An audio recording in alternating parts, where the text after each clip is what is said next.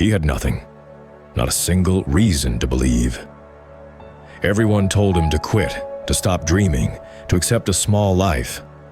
But he didn't listen, because deep down, he knew. When you start with nothing, you got nothing to lose and everything to win. He had nothing. No money, no connections, no direction. Just a fire inside him that refused to die.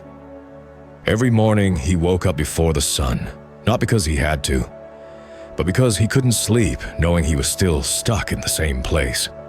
The same broken walls, the same empty room, and the same silence that screamed louder than any noise. He wanted out of poverty, out of mediocrity, out of the life everyone said he was born to live. But the world didn't make it easy. He tried and failed.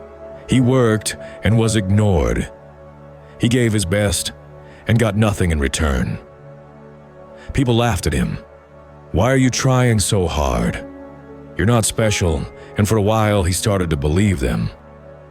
Until one night, he looked at himself in the mirror, and for the first time, he didn't see a loser.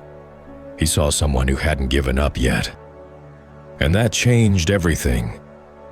He stopped waiting for motivation. He stopped asking for permission. He stopped blaming the world. Instead, he got to work.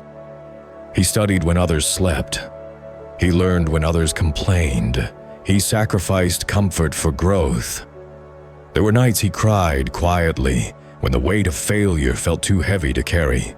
But even then, a small voice inside him whispered, "Don't stop now. You've come too far." And he listened. Days turned into weeks, weeks into months, and little by little, the results started to show. Not all at once, not like in the movies, but slowly, a client here, a small win there, a door that finally opened. People didn't notice at first, but he did. He could feel it, the shift, the energy, the momentum. And one day he looked around and realized he was no longer where he started.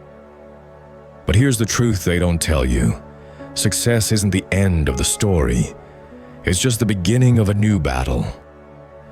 Because once you rise, you face new demons, doubt, comparison, fear of losing what you've built.